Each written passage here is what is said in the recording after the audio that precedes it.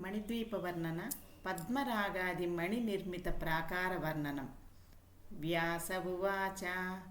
पुष्परागमयादग्रे कुङ्कुमारुणविग्रहः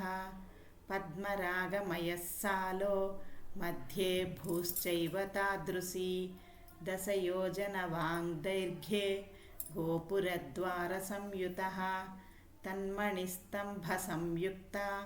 मण्डपास्यतसो नृपा मध्ये भुवि समासीनाः चतुष्षष्टिमिताः कलाः नानायुधधरा वीरा रत्नभूषणभूषिताः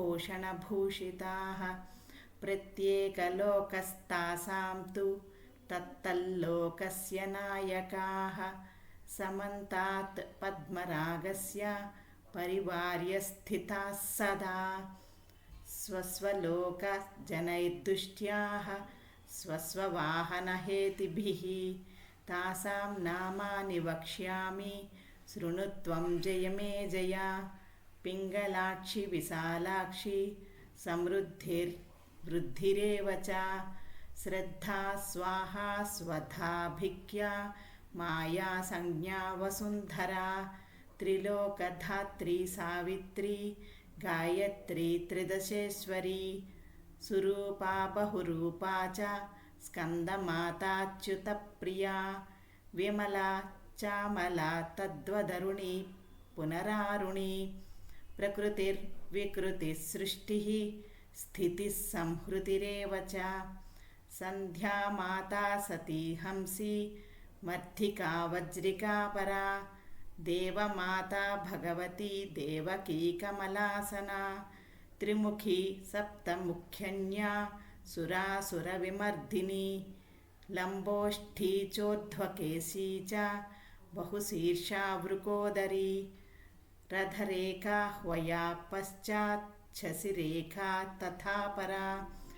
गगनवेगा पवनवेगा चैव ततः परम् अग्रे भुवनपाला सा तत्पश्चान्मदनातुरा अनङ्गानङ्गमथना तथैवानङ्गमेखला अनङ्गकुसुमा पश्चात् विश्वरूपासुरादिका क्षयङ्करी भवेच्छक्तिरक्षोभ्या च ततः शतम् सत्यवादिन्यथ प्रोक्ता बहुरूपा शुचिव्रता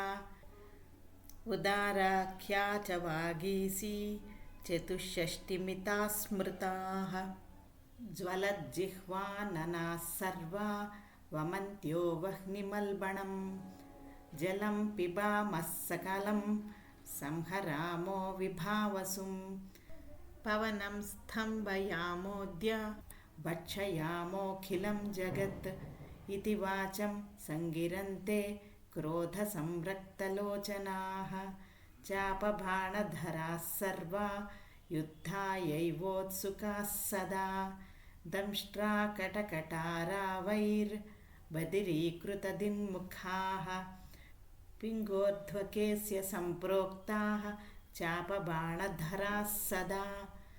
शताक्षौहिणिका सेनाप्येकैकस्याः प्रकीर्तिता एकैकशक्तेः सामर्थ्यं लक्षब्रह्माण्डनाशने शताक्षौहिणिका सेना तादृशी नृपसत्तमा किं न कुर्याज्जगत्यस्मिन् शक्यं वक्तुमेव तत् सर्वापि युद्धसामग्री तस्मिन् साले स्थिता मुने रथानां गणना नास्ति हयानां करिणां तथा शस्त्राणां गणना तद्वद् गणानां गणना तथा पद्मरागमयादग्रे गोमेदमणिनिर्मितः दशयोजनदैर्घ्येण प्राकारो वर्तते महान्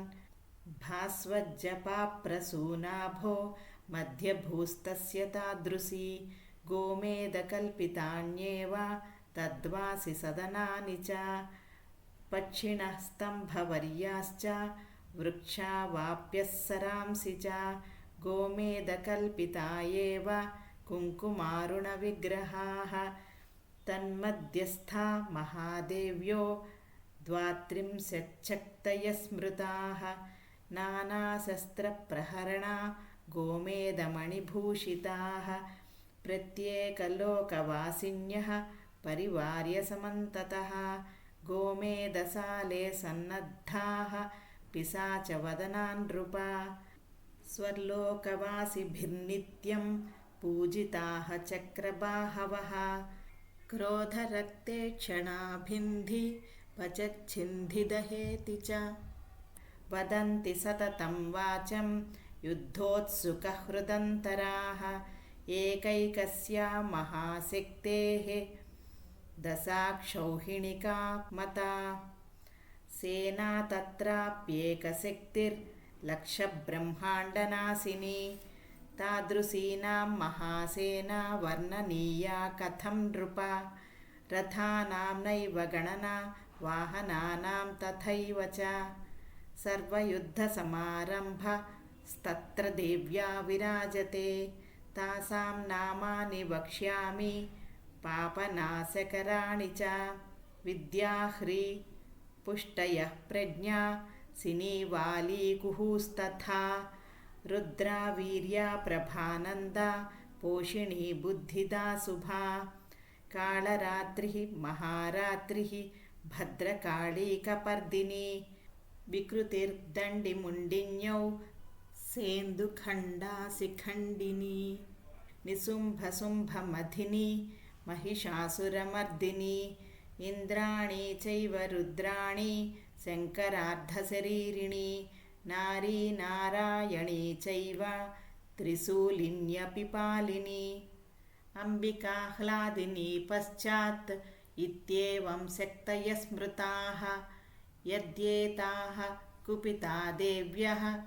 तथा ब्रह्माण्डनाशनं पराजयो न चैतासां कदाचित् क्वचिदस्ति हि गोमेदकमयादग्रे सद्वज्रमणिनिर्मितः 10 योजनतुङ्गोऽसौ गोपुरद्वारसंयुतः कपाटशृङ्खलाबद्धो नववृक्षसमुज्ज्वलः सालस्तन्मध्यभूम्यापि सर्वं हेरमयं स्मृतं गृहाणि वीथयोरध्या महामार्गाङ्गणानि च वृक्षालवालतरवः सारङ्गा अपि तादृशाः दीर्घिकाश्रेणयो वाप्यस्तटाकाः कूपसंयुताः तत्र श्रीभुवनेश्वर्या वसन्ति परिचारिकाः एकैका लक्षदासीभिः सेविता मदगर्विताः तालवृन्तधराः काश्चित् चषकाढ्यत्कराम्बुजाः काश्चित् ताम्बूलपात्राणि धारयन्त्योतिगर्विताः काश्चित् तुच्छत्रधारिण्यश्चामराणां विधारिकाः नानावस्त्रधराः काश्चित् पुष्पकराम्बुजाः नानादर्शकराः काश्चित् कुङ्कुमलेपनं धारयन्त्रकज्जलं च सिन्दूरचषकं पराः काश्चित् चित्रकनिर्मात्यः पादसंवाहने रताः काश्चित् भूषकारिण्यो नानाभूषाधराः पराः पुष्पभूषणनिर्मात्यः पुष्पशृङ्गारकारिकाः नानाविलासचतुराः बह्व्य एवं विधाः पराः निबद्धपरिधानीया युवत्यः सकला अपि देवी कृपाले शवसात् तुच्छीकृतजगत्प्रयाः एतादूत्यस्मृता देव्यः शृङ्गारमदगर्विताः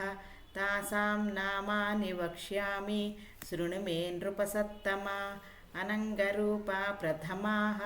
अनङ्गमदनापरा तृतीया तु ततः प्रोक्ता सुन्दरी मदनातुरा ततो भुवनवेगास्याः तथा भुवनपालिका स्यात्पर्यशिशिरानङ्गा वदनानङ्गमेखला विद्युद्धामसमानाङ्ग्यः क्वणत्काञ्चीगुणान्विताः रणन्मञ्जीरचरणा बहिरन्तरितस्ततः धावमानास्तु शोभन्ते सर्वा विद्युल्लतोपमाः कुशलाः सर्वकार्येषु वेत्रहस्ताः समन्ततः अष्टदिक्षु तथैतासां प्राकारात् बहिरेव च सदनानि विराजन्ते नानावाहनहेतिभिः वज्रसालदग्रभागे सालो वैढूर्यनिर्मितः दशयोजनतुङ्गोऽसौ गोपुरद्वारभूषितः वैडूर्यभूमिः सर्वापि गृहाणि विविधानि च विद्योरध्या महामार्गाः सर्वे वैडूर्यनिर्मिताः वापीकोपतटाकाश्च स्रवन्तीनां तटानि च वालुका चैव सर्वापि वैडूर्यमणिनिर्मिता